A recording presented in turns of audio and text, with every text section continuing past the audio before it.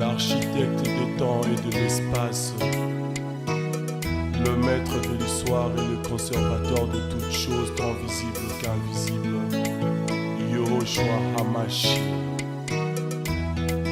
L'information la plus crédible, c'est dans Paul Malebo Magazine. Paul Malebo Magazine fait un zoom sur les sénateurs Sangouma Moussai, l'homme aux actions concrètes. On y trouve aussi l'édito de Patrice Bohoto, flashback d'un homme d'exception sur l'année 2022. Paul Malebo Magazine, c'est aussi ces visages bien connus du Grand Équateur. Ils sont incontournables en 2023. Poignée de main riche en signification entre Félix Tshisekedi et Sangouma Moussai, la rencontre du sénateur avec des parlementaires belges, c'est dans Paul Malebo Magazine. Paul Malebo Magazine fait la découverte de la cité intelligente des Maluku. Une cité avec des maisons intelligentes solaires à vendre de 45 000 $ à 85 000 $ avec possibilité de payer à crédit pendant 3 à 5 ans à travers les banques locales. Connaître la cité intelligente avec des villas de 100 mètres carrés pour des parcelles de 15 sur 16 et des villas de 150 mètres carrés pour des parcelles de 20 sur 20, c'est dans Paul Malebo Magazine. Paul Malebo Magazine, c'est aussi la mobilisation congolaise contre la guerre de l'Est. Comprendre comment Samalou Kondé a doté un budget d'1 milliard de dollars à l'armée, c'est dans Paul Malebo Magazine. Paul Malebo Magazine, c'est l'info dans l'impartialité. Tokanisa Ekolo ya vendredi à l'élo 31 mars 2023 sans a ya ba mama esili to banzie temate ya nyonso ba mama bazui na sanza mobimba oyo bakotia ngo na misala po mingi penza tomonaka bango na bokaboli maputa na bolei na bomeli mais mingi penza ba thématique ya mbula nyonso oyo likambo ebandi babosa na kango soki mokolo yango soki sanza yango eleki to pe mokolo yango eleki ndakisa lelo bisika ebele ba organisation ebele ba femme bakosala ba feti bakokabola liputa mais est-ce que bakoveye na sensibilisation ya thématique kambo pasi peut-être la yango na pe choix thématique ba femme africaine ebele bakomi komona ngo lokola ezali discrimination pour mondele aza kozwaka ba shawana peut ça tenir compte ya femme rurale. Pour jusque-là, dans la majeure partie d'Afrique, la femme est la femme rurale. Cette femme qui n'a rien à voir avec la pénétration à réseau informatique. Maintenant, vous avez des termes sur le numérique. Maman na biso bazwami na kabeyaka mwanga, maman na biso bazwami kakabo na boko, maman na biso bazwami na nzekota mai ndombe makambo ane tali bango na pasi. Yango na mingi ba gouvernement belé ebongi ba veiller na likambo wana nini tokolobela mokola lelo toko évaluer le lenge nini Kinshasa azomona opération coup de poing depuis hôtel de ville à bandaki yango kino mokola lelo toko beta lisolo ya loi o ezali proposition de loi ezali ko verrouiller accessibilité na ba responsabilité mususu ya mboka na biso o toko benga na lenge moko proposition de loi Chani na mingi la réponse il y a bureau d'études de l'Assemblée nationale oyo mbaleleki aboyaka likaniswana mais cette fois-ci bato baza ko mema yango honorable Ntingi Pululu bazongi na yango lisusu likambo ya civisme tokokota ngo mwa moke attente nini tozala nango na vice premier ministre ministre intérieur oyo ayesika kolanisa na musala ba gouverneur baza kosala tozongi na Kinshasa ba bourgmestre so na kamoko oyo Prophète Emmanuel Kambala a contraté ngate ata mo conseil ko la sa mo kolota noma bourgmestre sika na commune ya Kimbantseke mais ba vandela ye mama wana zala notifié te ba tie na mupanzi ba écarta ye ordonnance wana batikala ko rapporter yango jamais batikala ko bongisa yango jamais ordonnance même moko ata mo conseil ko la noma ba bourgmestre noma ba AT noma administration territoriale mobimba mais mama wana ti lelo akota na mosala te na yebi kombo na ete na yeba na personnellement te mais bande ko so bazwami na commune ya Kimbantseke ba yebi ke mama oyo tata mo conseil ko la tia akota na mosala te na baka lokola ndenge wana ministre intérieur oyo isika mwana mboka Peter Kazade akosala nini ba province biso ba problème ebele ba problème ezali ebele prophète Emmanuel na pesio mbote mbote na ngai ndeko na ngai journaliste bonio kimia ndeko kalafai tokotala kaka ndenge mboka eza kokende na ndenge otikoloba totikosisa mwa ya bamama oui eza ya solo mpenza bato bakobanza kotala plus oyo bazali na ville bango nde basi bakoyela bango ba thématique moko oyo peut-être baza na ba milieu rural bakoka ko défendre yango to kolobela yango te. Or ezosenga na sujet de la femme ezala sujet moko oyo ezali pour tout le monde et ramener moi si nyonso na conscience ayeba kibo moi si na ye pe ayeba ko salela yango mais ce qui kozala kaka catégorifié na bato moko na groupe bato moko boye et kozala pasi parce que bato nyonso bazala kana ville ya Kinshasa te to bato nyonso bazaka na ba grande ville te bayeba tikali na kati na ba province na ba kati ya ba territoire bazali ebele les kabaye baza na bakati ya ba grande ville yango vraiment Moussal Nanzame les cas vous bato bas lobby ezali thème pesami c'est vrai au décrier les comme thème tout chaka la femme rurale mais ceux qui même dans ma grande ville en lobby après journée wana oyo kolandama donc ali ezali ba fête mais amplification ya thème wana pour simba mama to mwasi na mbula mobimba suivi wana ezalaka même na kati ya organisation ya basi eloko wana ndeko nanga kalafai na koyebi biso eza kaka na bamama te eza lié na mboka na biso tolobelaka likambo mikolo misato bolobeli yango lelo lobi bolobeli yango lobi kuna abupia.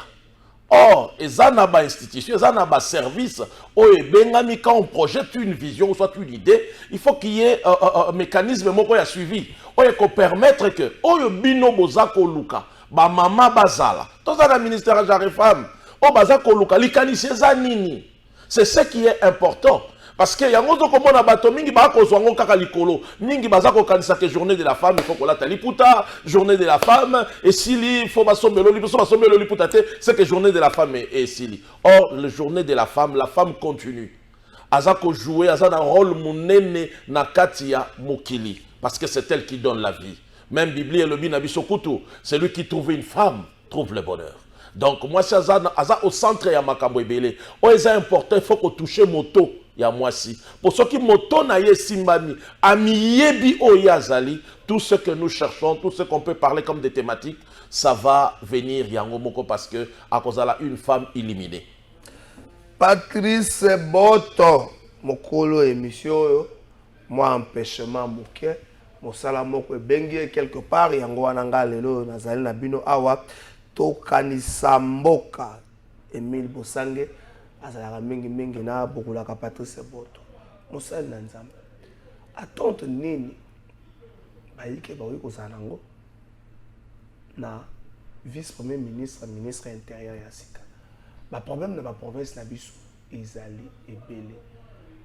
Les députés provinciaux dans la majeure partie vont accuser Kinshasa, c'est-à-dire le ministère intérieur, il y a la base, il y a des désordres dans la province. Mais ce qui peut être zongi na Kinshasa, tu vas sentir que l'autorité de l'État na makambo to kobika ndakisa boumesa kimanteke oyo tata mokonzi école atia ezali mama moko na kombone na yebite bandeko balimbisa biso mais mama wana ti lelo ya kota na ebonga na ete ba notifia ete tata oyo azalaki wana ti lelo ye muta kontina kosala oyo yaka wana nanu na ba voix oyo esengete parce que boumesa muta tiaka ye nini tozela na ministre intérieur ya sika Peter Kazani de kolanga yebi que ministère intérieur ezali moko na ba ministère ya minene oyo kamba kamboka na yebi que eloko ezako boma mboka na biso c'est lorsque la politique s'ingère dans tout. Parce que quand politique est comme il s'ingérer, comme on a babisika musu auquel la loi sera bafouée. Or, mibeko ndemute sungaka batoba se référer, mibeko ezalaka repère. Yango ndemute ko permettre même que l'administration et vivre malade. Na banza ndenge ya yewana akoya pona ko réguler, ko luka ko bongisa. Makamone suki kaka peut-être na ndengo za koloba ndeko nanga journaliste na commune kaka ya Kimbansekete, mais même na ba territoire na biso, même na ba province na biso, il y a des problèmes même liés na ba chefferie. Ba chef belé désordre kota makasi parce que la politique s'est ingérée, on a en obédience na été au travail été. Les loto mona na bamboka eux même ba régime et les kaki ti na ba chef ya ba quartier. Il fallait azala na obédience ya parti. Or ce qui l'administration de l'État est comme bongo yebisanga toko kene na mboka ni. Yango komona biloko ya boye. Or mengana yebi comme Peter Kata azala ka moto moko ya boanya na banza ndenga ye parce que tobenga ka bango gouvernement ya ba warrior. C'est que ba yé pour ba rapporter quelque chose. Toko ta la payer aluka na ko régler likambo wana parce que mama wana azwaki nomination uté pas na mokonza mboka et sengeli akota na musala na ye boni ti le loko kota te. Or biloko oyo toboya ka yango na mikolelekaki na bato bazai kozela yeme ifo aloba mokonzi alobi bo pesa moto kingani asala boye ba fandeli yango kosa na komba yeme. Donc makambo wana na banza lelo makambo koloba susu yeme je ne pense pas que ekozala. Alors tout se cacher derrière babiloko ebelete eza kosenga kaka na biso to ba koto samboka na biso. Et je pense que Peter Kazadia ko sala ke na mission epesameli acha ordre mama wana zo esika na ye parce qu'a mérité yango mokonzi ya mboka si anomaki na ko kamwa ndenge kino lelo nomination ya mokonzi ya mboka eza ko chômer na mesa na bureau moko bo eza ko sala msana ngote. Ça fait très mal. Ndengo za boye musala na yoza de père et de mère. Naza de père et de mère. Ça solo de père et de mère. Naza mukwabiai ya chaba mbumba. Naza mutu akasai. Wana ozolo ba po mama mutu yebisaki yo. Tete ngai boko na yebi yango. Na botami na Kinshasa na ke koyeba mboka na ngai na Kibumukolo. Mama na nga aza mukwa mwanza ya ndemba. Donc na yebi ekolo na ngai. Na yebi basushi na ngai. De père et de mère. Maman mukwa mwanza, papa mukwa biai. Donc yozo partager osa na makanisi moko na ndeko tingi pululu ndeko Noël Tsani que accessibilité na ba poste de responsabilité mususu ya mboka ebonge tikala na bato bazali de père et de mère. Avant to kota na réponse ya bureau d'études ya Sabin. Oh oui, naza d'accord na bango, mais est-ce que le temps aux aléli, est-ce que loi wana vraiment ça ko trouver sens? C'est ça le problème. Et ça malam dit ya ba réalité auto kutani nango ba enjeu politique tozo mona lelo, loi wana penza eza important. Mais to koko za la paix circonstancielle. Dit à lieu ya makambo auto komona pour lelo to yebite qui est congolais. Ceux qui lelo to lobito voter loi wana. Gloire à Dieu. Mais qui est congolais parce que tu as la carte d'identité. Permis de conduire nano à tozaka nango lisusu te. Carte pour d'identité depuis Mobutu Akenda. To monaka kaka oya loboko. Ti lelo ezalaka te. Bo yebisanga congolais de nani. Vous comprenez? Problème loi yango eza loi moko motuya pour to batela.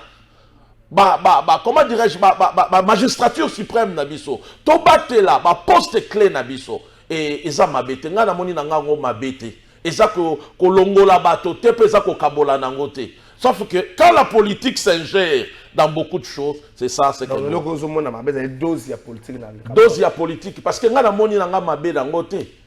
Na moni na nga mabe nango te parce que bazolo bake oya kozala mokonzi ya mboka de président. On peut réguler aussi la loi. Ce qui, loi, peut-être composition na tel, c'est pas bon. On peut réguler. Parce que même quand on fait les débats dans le Parlement, soit pour voter la loi, ils ont la proposition ébélée. Pourquoi la kayango? C'est pour que bato va arriver, na commun accord, va arriver na loi pour satisfaire tout le monde. Mais ce qui va rejeter ça prouve que non, il y a la main politique qui est derrière. Bureau et assemblée, bureau d'études et assemblée nationale, et PCI et Anango. Et PSAKA et Anango, et puis pour la deuxième fois, et Anango. Au monité qui est bon, to vanda, to tikana, no makambo, to kipena, no makambo, c'est beaucoup plus moto. Comment cette loi doit déranger les gens? C'est ce qui étonne. Comment ça doit déranger? Si réellement tu es congolais, comment tu peux refuser tel droit? Telle loi plutôt. Mais ce qui est mal, et là, quand ici, ce qu'on a réponse, il y a bureau d'études et assemblée.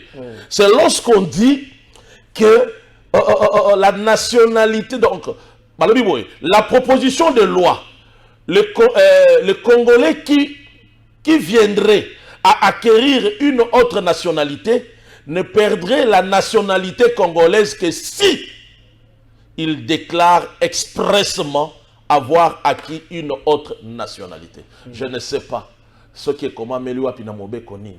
Là, c'est là où maintenant, Ozomonake, Bozangi ya bolingo ya mboka, Bozangi respect, Bozangi kofandi sa justice et comme Mabiloko ya boye. Est-ce que, pour dire que non, on ne veut pas cette proposition, il faut nous répondre, créer encore un autre sujet. Que Motonio soit coquine et qu'on soit double nationalité, à quoi qu'on soit ba nationalité mosusu. Mais, et que comme Mabé, à qu'on perdre ya Congolais, ce qui a gagné, a déclaré que nazui nationalité mosusu. Donc cela veut dire, de la cause on a nationalité mosusu, mais na fandi nangai, na lobité, je travaille. C'est ça le mal. Dans le principe de l'herméneutique, on ne peut pas interpréter quelque chose pour na kaka na faveur na yo. L'interprétation ne se fait pas comme ça. Et puis l'interprétation ne doit pas amener aux gens, l'interprétation ne doit pas être philosophique. Interprétation, il y a loi, il faut être à la claire. Parce que, bayenamboka biso peuple, tout ça a besoin de une réponse en clair et zanini. Mais tant que le bureau d'études qu'on répondre, tout simplement, on a komona, ba ko lukaka ka ba bomba pour ba double nationalité, ba zembele na kati ya parlement. Moi, je sais que les double nationalité, on a bon tout talango na moi mis soumis balé. Congolais, le rôle a eu à 100% pour circonstances moko ya vie. Et c'est là que pour na ba avantage moko boazo nationalité ya mboka moko songolo pakala azui yango tango azongi na mboka na biso awa ekomi ko poser problème ba kizaka ko za double nationalité muteke likambango bongo to talango na moi misu mibale to évolue to meka mpe ko évoluer na ndenge mokile comment ces villages planétaires to meka mpe ko évoluer ndeko kala fai likambo ya double nationalité likambo nyonso balobela kango na tango mon côté oyebi na Afrique d'ici de ba mindele bazali. Mais tant que je suis sud-africain. Parce que mindele bayaka kala. Mais bakoyebi sote ke ngai nazali belge naza sud-africain. Je suis sud-africain. Intégré. Donc, ko s'intégrer wana. Ne loko ezana problème. Mais on a un moment oyo, si j'ai zalaki lié à la loi Tiani, la loi ya Congolité. Bokonzi ba poste moko ya minene ya mboka. Pour les autres moni, bateau ebele, infiltration, ceci, c'est la gauche. Mais c'est parce que makambo ya bongo. Les lois administration nabiso est un problème. Administration publique est un problème. On te cite problème awa ya ministère ya intérieur, mama bourgmestre, est un problème. Si basalaka loi wana ya congolité wana, ezalaka lié parce que baza ko comprendre les enjeux politiques que nous avons. Tous un enjeu politique c'est trop dangereux. Tous un 9 frontières. Et puis tous un moko est tondi na bozuebele. Oh tout le monde a zakoluka le lengenini à kota. Tango bachaka loi wana ezalaka pona ko pesa pe privilège na baye na mboka. Donc mwana na mboka akoki kozwa oyo. Mwana na mboka te akoki kosala oyo te. Donc il faut azala na begare moko boye. Or, ba se saisir, ba en possession de tout ce qui est à Congo. Or, ceux qui vont protéger Congolais, lobi toko suka ndenge. Yango to komona lelo, lobi kalizalaka, ils a pas sur mona mundele na katia, ba fait fond na ba mine na biso, mais le lobi ndele bazana ba mine na biso. Lelo Congolais, aza côté qu'en détail, mon papa y a pas à côté qu'en détail. Donc il y a pas parce qu'il y a biso que na Congolais. Il faut protéger, comme on a protéger Congolais, protéger Mabélé Nabiso, pour être envié. Il y a ici penser à balkanisation, lié à quoi? Lié à la richesse Nabiso. Ceux qui sont battre la mboka Nabiso, tu as vu qu'on pona baye, qu'on défendre mboka haute, l'obito ko sukawa. Yango ngana komona mon frère, loi Chaniwana est important. Mais le temps peut-être est approprié pour Nanini. Tous un moment moko tous c'est ngana c'est important. C'est ngongo te bonito so. Ngonga ote. Pour nangai d'abord to kenena na recensement. To kenena recensement na simana yango. Parce qu'il faut qu'on revoie d'abord au bazako benga constitution na biso ya 2004. Oui, constitution na biso ya 2004 ça na ba moi. Hein 2006 oui. Et ça na ba moi ba makambo ebele. Donc il y a beaucoup de choses, il faut revoir ça. mais tokende na recensement soki tokende na recensement monte esika baoyo bazokanisaki baoyo bazali te de père et de mère kozala l'occasion mpona bango mpona koformate histoire moko mpe kokóma d'office de père et de mère. Na banza toyebani na mboka oyo toyebani ndeko na nga Kalafai oyeba bota monga chuchu eza na bayebi ye eza na bayebi oyebi na solola na ndeko moko lelo azali te le fait général azate lelo donc eza na bato bayebi masolo ya bato nde yo zana ba étranger yo vivaka na bango yebi ke baza ba étranger. Le mal ezali lorsque tu veux te passer pour congolais, or tu n'es pas. Mais si réellement au sein d'une demande non officielle légale que je veux devenir congolais, ça c'est notre problème. Mais lorsque tu te fais passer, et c'est quand on a des bébés commis, yango wana nde passer na biso yango wana. Espérons bien que ekosala malolengo wana mais crainte ya ba congolais c'est mingi mais recensement pesa moi problème. Nyonso ba difficulté au Seigneur putain nango par exemple na mbula oyo pona enrôlement c'est une question liée à la sécurité à recensement les gens bayi ke bakanisi yamba ko kanisa nyonso photo me mana no kimia na mboka so kimia za ensemble ya mboka bongo to kena recensement yo banzi bongo. Oui mais l'essentiel le recensement est koya yango na sima nango de tokoyeba totala makambo mosusu. Oui, il faut kimia ezala na mboka. Yango to komona lelo et même deuxième gouvernement ya ba warrior. Otomoni ba figure ya minene lokola ba Jean-Pierre Mbemba, tomoni ba Kamere, tomoni ba baza mo ebele wana na kati. Tout simplement pona ko luka kimia na social ya peuple. Donc espérons mais au moins que cet esprit là ya tokene d'abord na recensement to yeba nani azanani. Congolais nde nani. Pour les lots, la politique, les lots, ils ont causé que bomambo cannabiso, ils ont politique. La politique s'ingère dans tout, mon frère Kalafai. Politique est continue à balle. Politique est continue à musique. Politique est continue à nyonso. Donc, les gens veulent tout simplement partager leur avis au lieu de chercher l'intérêt qui est le Congo. Na kobo ya ba politicien te. Je ne parle pas d'un politicien, mais je parle de politique. Politique qui n'a vu soit mboka. Et ça kokende bien ti. Yango zomona au lieu que les gens s'attaquent au système, bango bazako s'attaquer na ba individu. Yango zomona makambo nyonso e kokende. Tu peux t'imaginer mokonzi a signé mokanda mais baboy kotsa moto na bokonzi na a jouir na pouvoir au ba PC. Et ça système on est bandakala. Système on est bandakala. Okoko s'imaginer na mboko toko fanda balobi ke babimisa ke autant de millions pour batonga eloko kingani basala likambo songolo mais bomoni yango te mais balobi ke moto ana za innocent. Il faut bondi bango bosa. C'est ça le problème. Les systèmes, il faut d'abord qu'on détruise ces systèmes et cela va permettre que Congo décolle. Mais mon frère, nous sommes alliés na civisme. Mon cannabis ça fait un long moment civisme ezakali sauté. Civisme ndebute botaka patriotisme. Les lotos ça fait plus de 25 ans 26 ans. Oh yo depuis Mobutu akenda.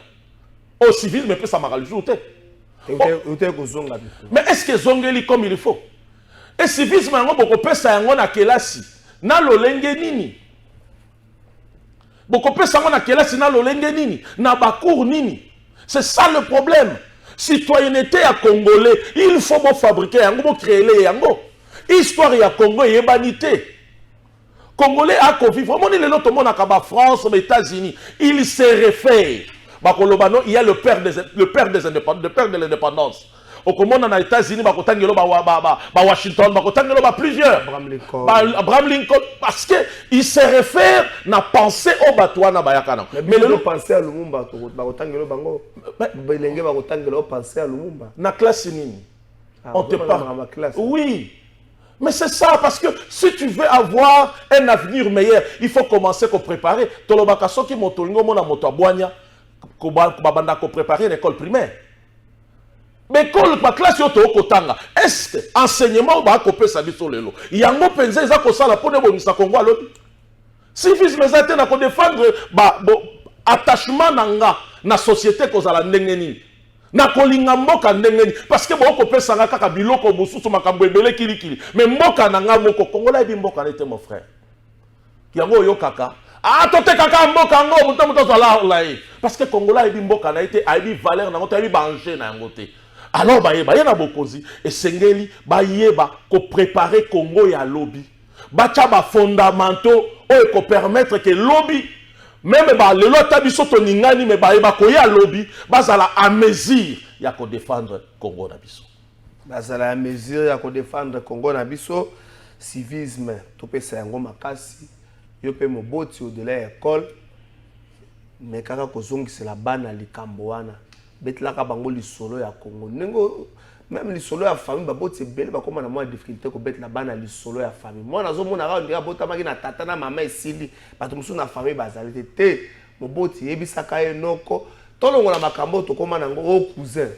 biso ba africain to akana cousin te to akana leki na kulutu cousin za la kate na Afrique makambo wana zo boma pe mwa muke ko zala na biso cousin azalaka te yango tokozwa tokokopier copier na France bango babanda démocratie na bango depuis bino boye bolingo komisa ngo mbala moko on ndeko no cousin biloko na tata na yo bengi cousin sala frère sala kaka exemple senga mutu olobi oyo koluka musala pesa ngai biographie na yo okomona komi ko senga bo pesa nga carte d'électeur akoluka tala ayebi origine na yete ayebi territoire na bango te ayebi secteur te ayebi district te ayebi te et nan ndenge panzani lelo ekomi ya 24 ayebite donc le lenga moto abongo ndako défendre mboka na ye donc bayina mboka faut batala malamu baluka ba préparer bayeba ko tonga Congo alobi o biso to ko sala lelo to luka lobby ya bana na biso parce que biso to subir déjà il faut to bongisa lobby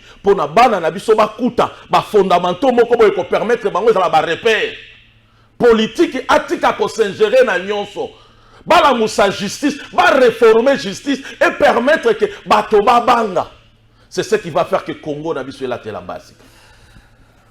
En fait, Emmanuel Kambala, toujours qui est malé, mais na souka, va essayer de tirer en moins de 10 minutes. Kinshasa, ici, quand on vend, il y a un bande de Bélé, Bazola, Nabiso. Opération, mon gouvernement provincial, là, ça y est, opération coup de Batou, c'est là qui.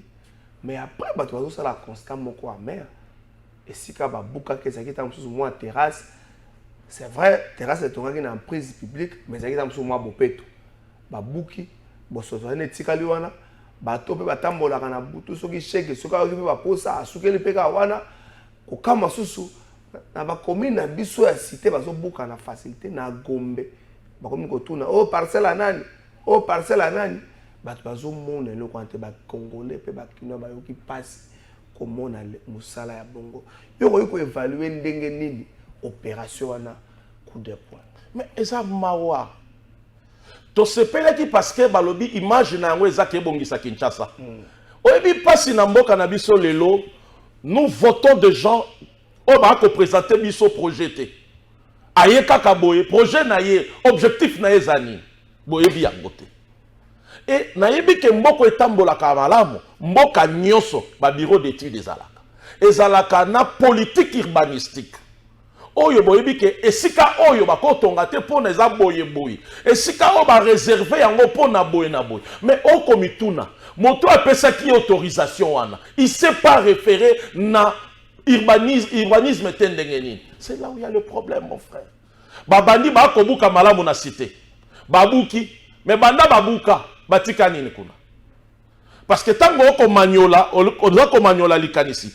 oko yeba ke tango to oko zongisa mboka na isika na yango cela veut dire espace wana esengeli to sala nango boye ou soit ekoma boye pour ne pas ekoma lisu salité et même la biso sous bangungi boye bobuki mais botiki kaka bongo ezoki sous salité mais pas si lisu koleka ndeko nanga kala fai ba intouchable bakomi mais yango ezalaki pona bato nyonso na Gombe toko mona clair te bele bazolele yangana ba ndako kamwa ndeko na Gombe ba ko tuna ndako ya nani te yo za problème ko tuna te yo ko landa mibeko lobi na nge siko eza ya l'état to epona tobuka ndeto buka kikuna il faut pe babuka na Gombe bongo yango ndeko la kisake tozoko tambola kolandisa état de droit kini marché ya lemba babuki bacheche bakomi na kini marché bapesi bango 48 heures ti lelo bafungola na bango lokola likambo moko eza te baje wana toyebi yango ndeko na ngai bakosala makambo kolandisa nde mboka ekosenga te yango omoni nyonso wana soki justice na biso ekotambola lolenge elongo bani procureur akose saisir parce que la loi eko kozala te mpona bamisusu na bamisusu te comment baoyo ya cité bobuki bonyokoli bakolela bolobi ke oui bakotaki na mabele ya leta mais ya Gombe nde bakoko bakoti na mabele ya leta te bango nde comme il faut ba téléphone ou soit bobanga bobanda kotuna ke ndako eyi ya nani wana bokonzi yango ya ndenge nini Gentili mokobila mo gouverneur na biso fatala ayebisa biso bokonzi yango eza kaka mpona kobuka eza kaka mpona baye na cité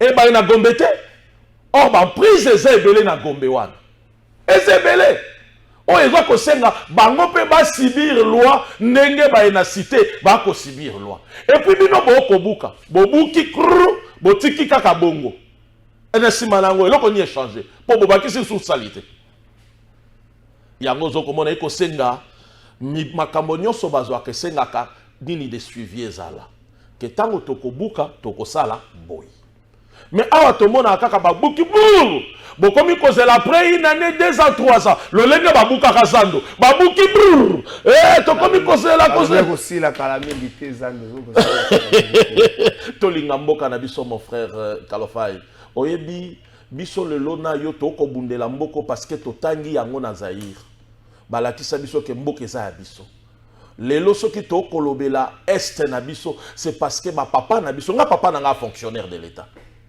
azalaki agent urbanisme et habitat malgré ake na retraite to bafuta ye nano te mbongo na ye donc toyebi yokomona na kati ya bafonctionnaire wana okomona azoba kiswahili aloba kikongo aloba kiluba intégration wana ekosala ke bapesi ye 3 ans 5 ans zango awa akeboyi ekosangisa mboka mais lelo ce n'est plus le cas même na armée na biso ce n'est plus le cas yanga ah c'est ça le mal c'est ça qui tue le pays.